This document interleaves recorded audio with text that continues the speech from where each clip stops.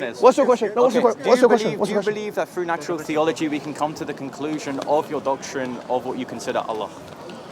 Okay, so some aspect of it, not all of it. So for example, through natural theology, from first principles, you can, I think, take four or five at most attributes of God and probably come to them logically. But the other ones, like for example, compassion and love and mercy and so on, or that's the same thing really, compassion and special compassion, or any type of special compassion or non-special compassion, Rahman or Rahim, any of that stuff, it requires the nas, requires some kind of a text. Okay, so then can I offset this in saying, for example, is this first principle, or rather this first principle, is its first action going to be in creation? Do you believe in a first act? Do I believe in a first act, or does Islam say that there's a first act? I'm asking you, and of course your position is going to reflect for whatever tradition. No, I think, no, to be honest with you, Islam has different opinion on that. But I'm asking you, I'm not asking... So I'm going to say that your position is going to reflect So my position is that there doesn't need to be one. I believe that textually, from an Islamic perspective, there's more reason to believe that there was a first act. Okay, so you agree that Allah is the first act? Yeah. But don't talk in what if some people affirm this. Don't say what if some people affirm this, some people don't. Say what you believe. This is your tradition. My belief is who I'm not important. Okay, I'm just like you, we're both not important. Yeah, but you're representing a tradition. No, I'm not important. Oh, wait, so you said that you won't discuss on me on a formal discussion because I'm not important, but you two, no, I'm not important. Are not important. I'm not important. important. Are you chasing clout? No, I'm not important. Okay. So I'm telling you from an Islamic perspective, I'm not an authority. Like when it comes to theology, I'm not an authority. When it comes to like positions on this matter, all I can do is regurgitate and tell you what scholars of the past have said. And what do you affirm? So for example, if you're saying first act, first creation, they create first thing. Yeah. Like a creation ex nihilo, is that what you're talking about? Yeah, so in Islam, there are two opinions. Yeah. One opinion is that, which is the majority opinion, is that yes, there is creation ex nihilo. And do you agree with that? Yeah, I favor that opinion, but I don't say necessarily that that's the only opinion. So there's another opinion, which is the opinion of Ibn Taymiyyah, for example, who believes in something called hawadith la awwala laha. So he believes in a chain of things that happen. God can perpetually create into the past. I can see that that's a logical possibility. Okay. And even a textual one to some extent, but I'm not saying that I agree with that. So you're essentially saying that someone who denies the first act is still in the body of Islam, that you personally hold to this position. Okay, so then the composition argument that firstly, you deny divine simplicity, that all of the attributes within God is identical to himself. Therefore, all of Allah's attributes are going to be less than the whole itself. If therefore he is composite, because he's composed of things that are less than the whole itself. Even though Ibn Taymiyyah wants to say, for example, that either these are abstract descriptors or something which he doesn't say that. He doesn't say that. Well, he says that it's inseparable from the whole itself, and you what want does? to take away. What does? Yeah, that his attributes are inseparable from the whole. But I allowed you to speak. So if you want to say that I'm mischaracterizing his position after the time of me speaking, that's absolutely fine. Just get to the point, man. Stop talking. Just go ahead. You are speaking. You are speaking. Just talk. You're wasting my time. Just get there. I'll get there. And this is why I said we should have a timed discussion and not one where you interrupt me and I interrupt you. Just get to the point. The point is that what's the question? Because you said I have to load this in a question, I have to go for a line of premises and ask the conclusion. You're boring everyone around you. Ask the question, please. No, it's boring. It's boring. You ran physically, bro. You ran physically. You actually ran physically. You ran physically, bro. I am very still. I very much want to talk to you. Sure. And in fact, I propose that we have a time discussion. All right. Does someone want to time it? 1 minute. 1 minute. Okay. 1 minute. 1 minute. Does someone do that? And the agreed discussion for the sake of the camera is firstly your issue or contention with Christianity that Christ cannot be God because he has a cause. And then my argument to you is going to be that your God cannot be the God of natural theology because you reject divine simplicity, therefore implying that your God is composite and the first act is going to be composing himself. Do you accept the fact that in Christianity there are different views on divine simplicity? Yeah, and that's kufar. No, hold on. Do you accept the fact that in... You don't accept that? I don't grant that these people are Christian. Oh, okay. So what strand of Christianity do you follow? Eastern Orthodoxy. Okay, so is Eastern Orthodoxy unanimous in its proclamation of divine simplicity? Yeah, so dogma. So either for example, say Maximus wants to affirm absolute divine simplicity, or some of the Cappadocians want to follow divine simplicity. But at least we're going to have to affirm divine simplicity. Now, you just are simply appealing, and I noticed this in your rhetoric. Oh, there are. We haven't started the time yet, by the way. There are some people. Oh, you're going to do 1 minute, 1 minute. You want to do 1 minute, 1 minute? Of course, but you asked me a question. I'm trying to give a sufficient. You can have a minute. Go ahead. 1 minute starts now. Go. Wait, no, hold on. You said something untimed, so I want to say something untimed. Oh, go ahead. So I want to make this very clear. clear. Do not appeal to people I do not agree are Christian. You can say, oh, these people So what? claim Christianity. Protestants are not Christians? I would say that there is a second-fold term that we could use. For example, there is a colloquial term that we can call these people Christian because they attempt to follow the faith of Christ, but they don't actually follow Catholics? the legitimate. No, of course they try to, but they're not. Okay, can I ask you a question then? On a serious, because you seem to be reading on these issues and whatever, yeah? Yeah. So, okay, divine simplicity, right? Yeah. Now, let's say, for example, look at Thomas Aquinas. Thomas Aquinas. I don't agree with Thomas Aquinas. No, but he believes in divine simplicity, and he's one. But like, do I No, I understand. Do I take that he's going to come to a conclusion of divine simplicity? I haven't asked you a question. Okay, so the question is going to be on an individual I don't care about. Great. Okay, no problem. But what I'm saying is that he divided the attributes of God into univocal, equivocal, and analogy. Do you accept that distinction or not? I mean, in terms of, for example, his understanding of Scripture when it says, for example, like God. Do you understand these distinctions? Do you understand this or not? Yeah, but like, I want you to argue why I should take Thomas Aquinas as a source. No, I'm not. That wasn't my question. Yeah. My question was not that. Listen, I don't have to concern myself with Aquinas. That's the point. That's let's not, actually get to the argument. Bob, that's not my question. My question was. And my clarifying question to you is why should I care?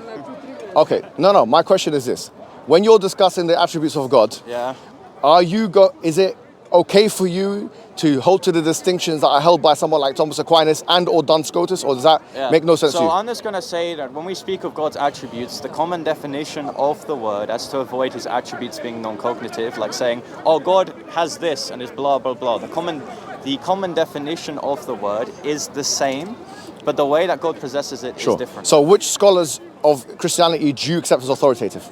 I mean, is this going to be... The scholars that I can agree with are the corpus of the Church Fathers and the canonized saints. Sure. So someone like Gregory of Nazianzus, someone like Gregory of Nyssa, you would accept as authoritative? Oh, of course. No. Beautiful. No. Okay. You notice how I said I can agree with them, not that I have to. There's a distinction. No, but is that not the case in Greek Orthodoxy? Yeah, I can agree with them. Only theological claims at synods or councils which are dogmatized. So, for example, I don't have to say that Cyril is authoritative, but I have to say his letters add emphasis are. You see the distinction? Yeah, I see the distinction. So, I'm making it very clear. Pardon? Oh, because he wants to pray. No, this is before we start. It's fine. How about this? He complained about it. So let's actually have a time discussion. Sure. No, it's good that I got to the bottom of who he sees as authoritative. You give me a formal argument of why Christ cannot be God because of my own tradition. Go for it. Sure. And I want you, or whoever's timing this, to time the discussion. Do you accept, before I start, can I ask you a question? Sure. On the Cappadocian Fathers, Gregory of Nyssa, Gregory of Nazianzus, and Cyril. Yeah. Do you hold on. You accepted that they are figures of authority in terms of your religion, right? Yeah, in terms of things that I So when it comes to the Trinity, do you accept them as figures of authority? Yeah. Yes. Okay. Excellent. Let's get started. Yeah, go on then. No, you start off. Okay. So premise one, you reject divine simplicity, the concept that God, all of his attributes are going to be identical to himself. Sure. Conclusion two, you say that his parts are going to be less than the whole itself. Conclusion one, therefore, your God is composite. Point three, your own tradition of Sunni Islam says that God is the first act. Premise four, therefore, if he is composing himself, therefore the first act is going to be composing himself.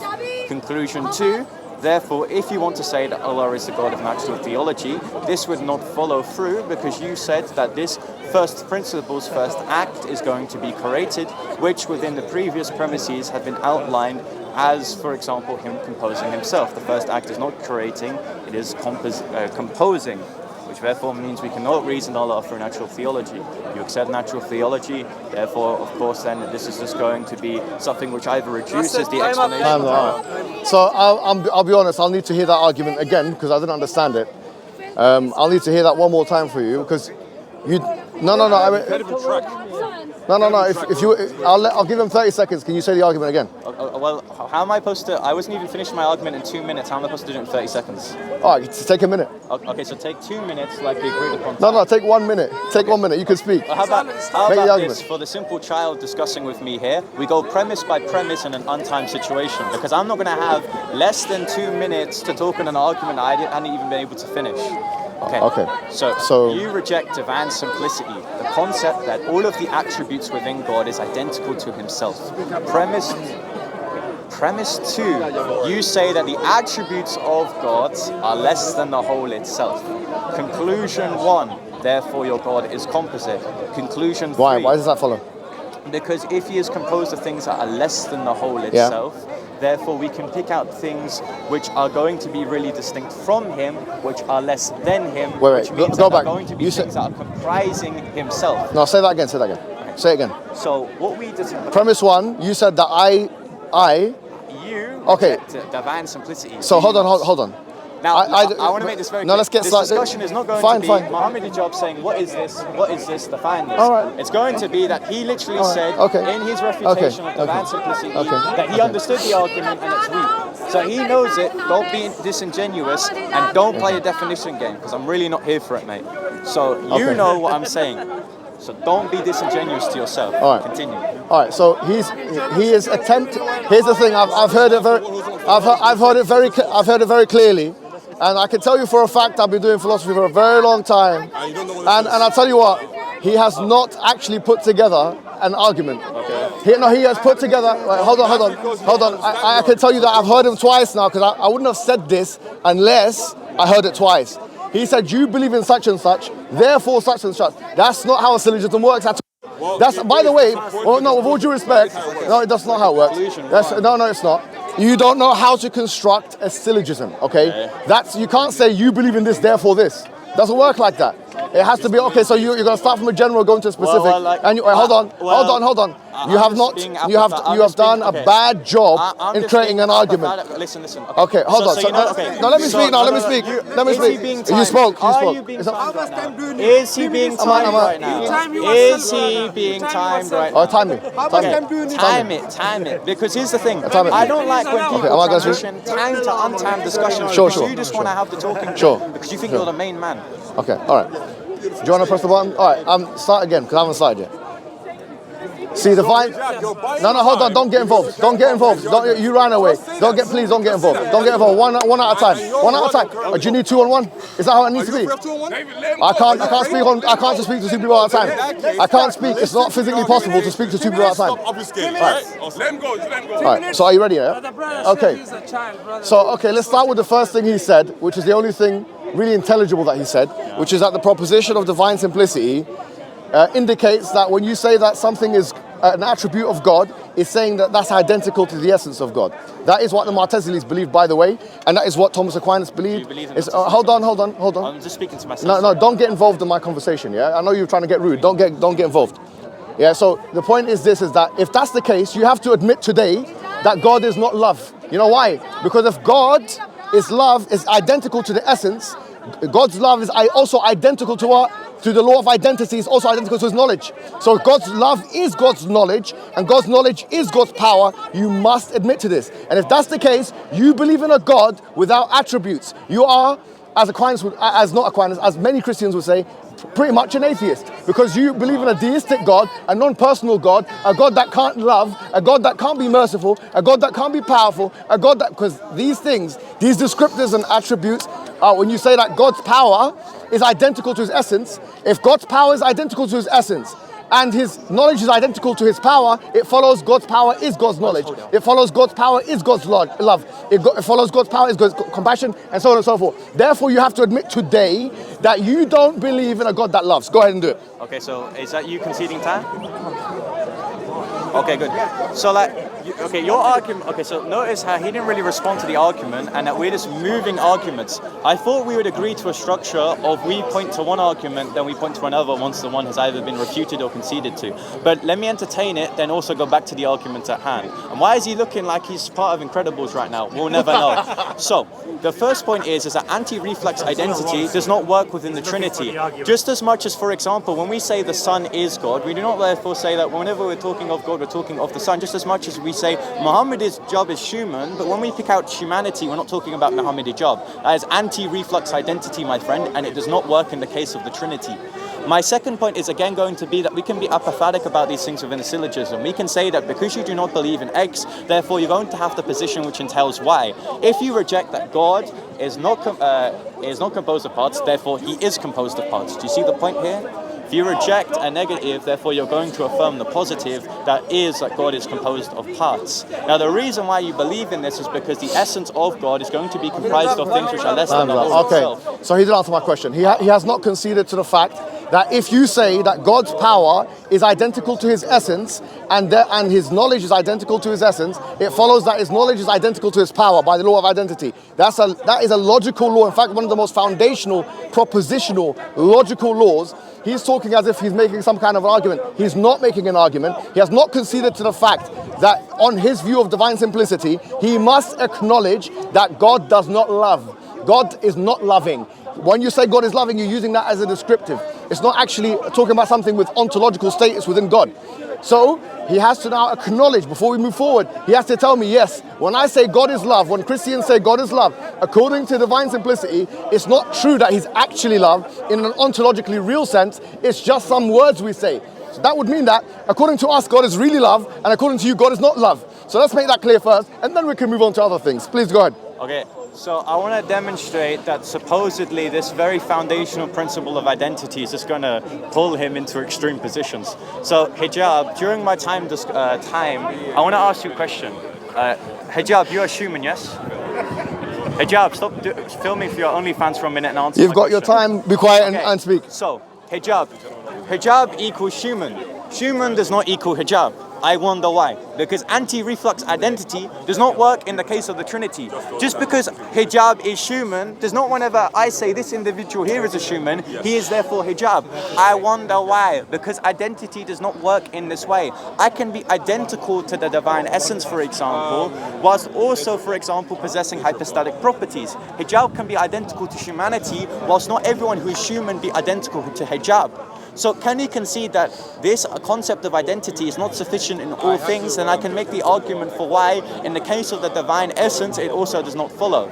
So I want him to at least reiterate what I said, because he did not answer my question when I said that I was going to allow him to speak in my time. Now can he stop posing for his OnlyFans? I'm 16!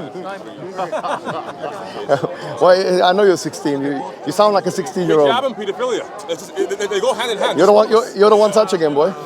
You're the one touching him. You keep touching him. I'm touching him, but you want to watch him? You're touching him. Anyway. Whatever, hijab. Anyway, the point is this. All day. Okay, thank you very much. Is it my time? Is it my time? Yeah. All right. A moment ago, he was shaking his chest in front of you.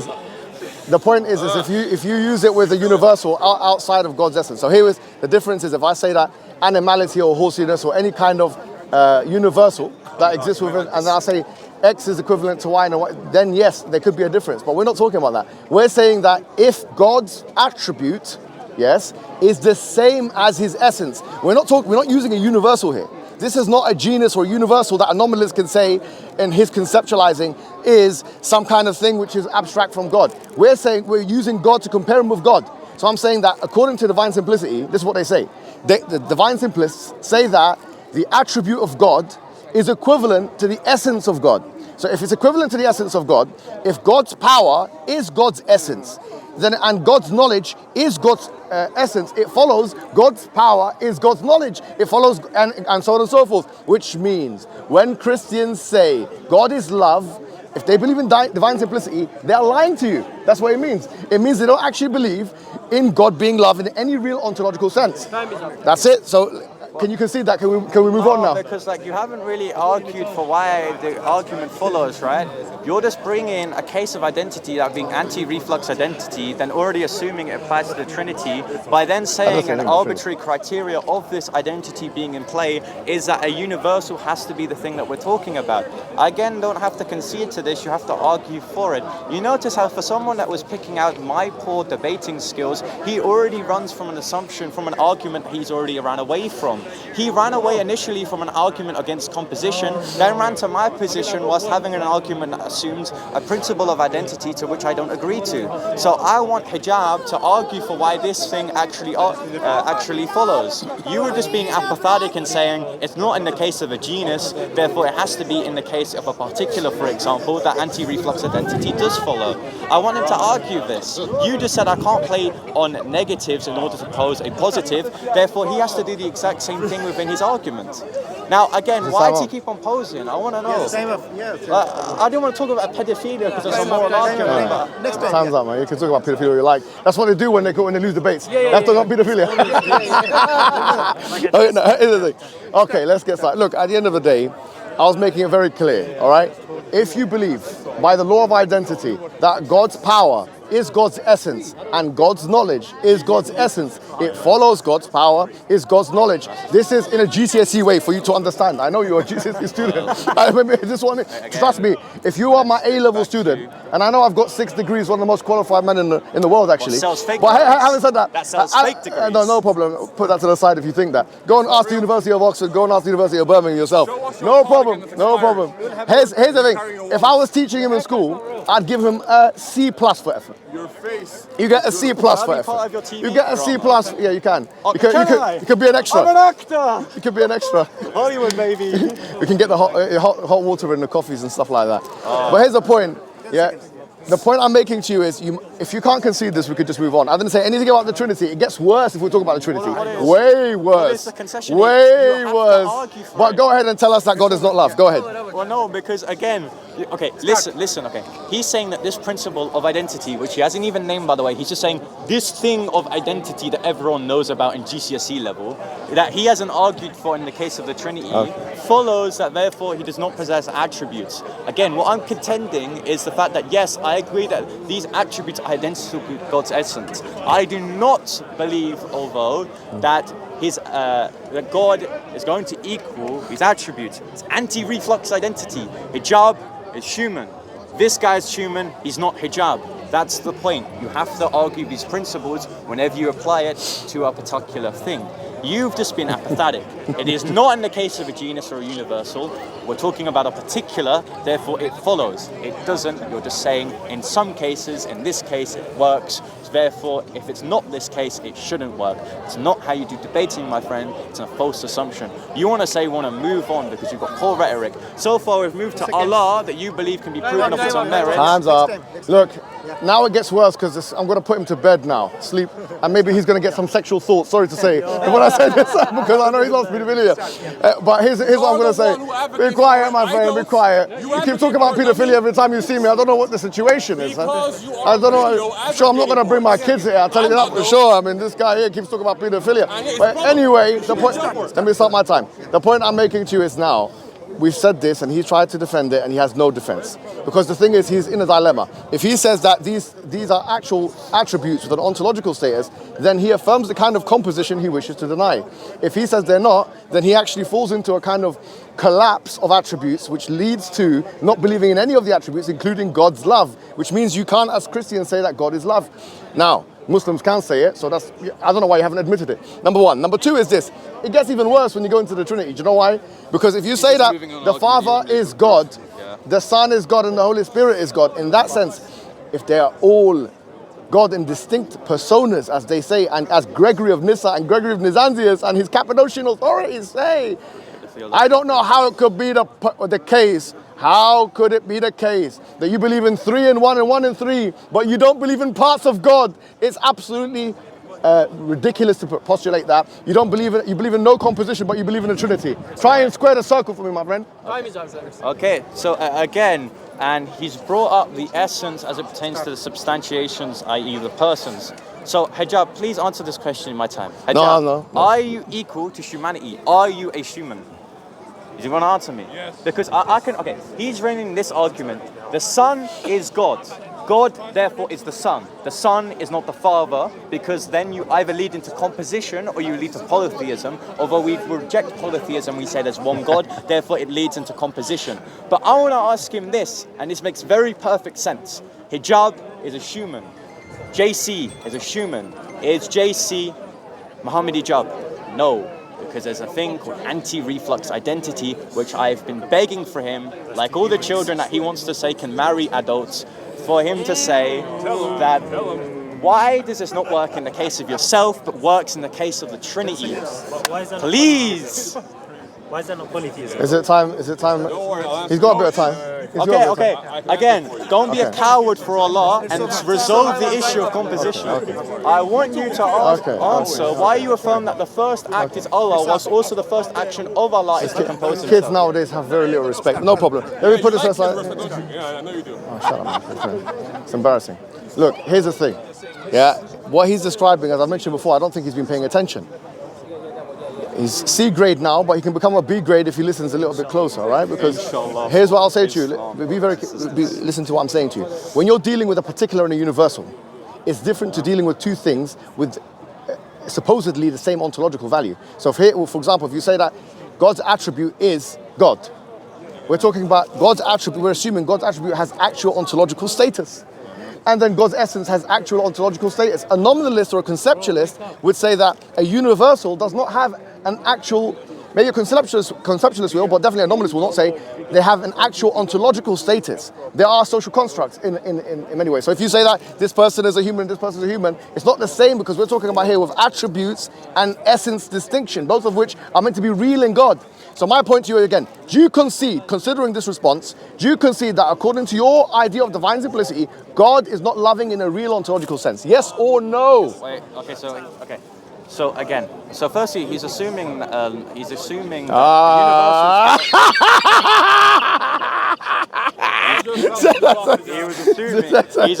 universals don't really exist. He's assuming that universals do not really exist. I'm just going to say, and to avoid that language has no real meaning. Needs to speak to you for 1 minute. Okay, when I finish with this guy, I'll come to you. Serious issue? I'll come to you in a second. Very serious issue. I'll come immediately. Let me just finish with this guy. I'll start talking to him next time. Okay, so the reason why universals have to really exist is because we have to avoid the fact that language therefore becomes meaningless. So for example, when we say that Allah has attributes, we're picking out this normative definition of what it means when we say that Allah is loving, for example. If you want to say that in fact this is not a universal, it can be anything mind dependent upon the person. The common definition is what we're going to pick out in the universal of what we're referring to what is love. So why are you assuming that universals do not really exist within your argument? That's my first point. My second point, again, is you're just saying that it does not work in the case of a universal, or it does work in the case of a universal, even though in a particular it doesn't, and you're then just assuming that these universal natures do not really exist. Okay. So if universals do exist in a platonically real sense that he's talking about, like what Plato believed, that there was a whole place there where the universe exists in a perfect sense, if they do exist in that sense, then his argument falls. Because actually, his argument only makes sense, his response only makes sense if the universal is not real. If you're saying that, for example, Muhammad is a human and you're a human, and so therefore me, I'm not you, if that's what basically he's saying, humanity here is a universal which is not real in that sense. If it is real, then it does become a contradiction. Because if there is such a thing as a personified, manifested humanity or perfect human person, which Plato believed there was some kind of man there standing maybe in the heavens somewhere, Neoplatonic realism, if you believe in that, it actually does fall apart, which means if I'm that guy and you're that guy, how can we both be that guy at the same time? It's a contradiction. The same thing applies with the Trinity, and the same thing applies with your attributes of God on divine simplicity. So you fail. You fail. D- actually, but because you've been a little bit cognizant, I might give you a C+ and pass you, but I'm going to give you one more chance. Do you admit that God is not love, yes or no? So I've got a question. So let's go back to the analogy of Muhammad is a human.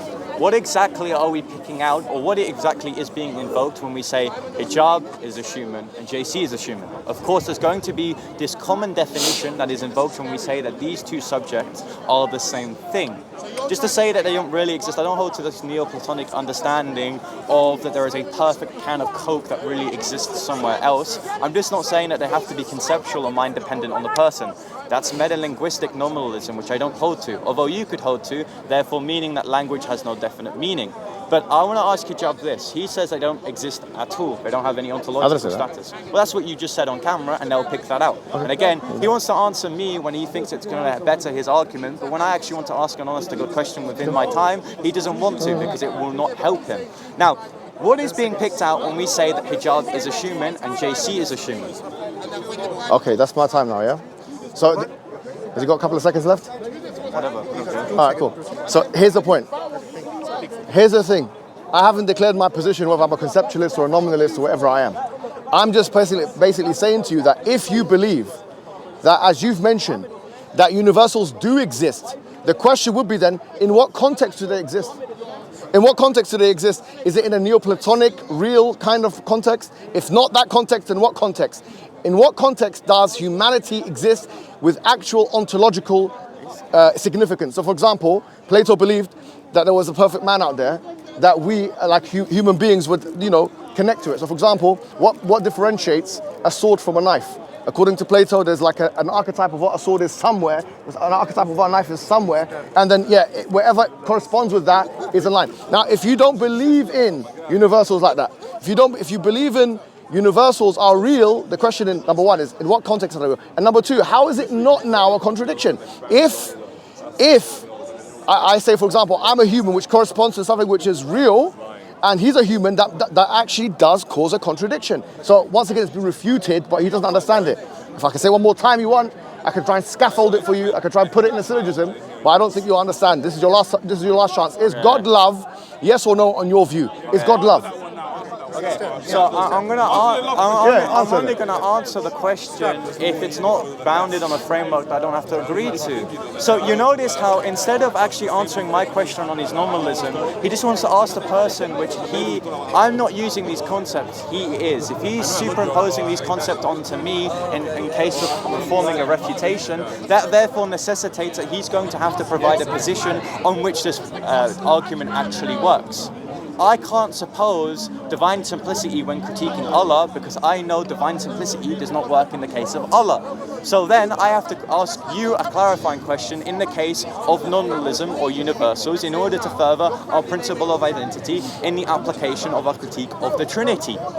So then what do you take then to be nominalism, or what is your position on nominalism? Because I would say metalinguistic nominalism, or any form of nominalism rather, is just going to lead to concepts like humanity being meaningless. Because again, I'm asking you this when I said to you that anti-reflex identity does not work in the case of this particular, the Trinity, and this universe of humanity, and you're contesting with the universals. So what is being picked out when we say the universal of humanity? If you want to say it's mind-dependent, it has no meaning whatsoever. It's non-cognitive.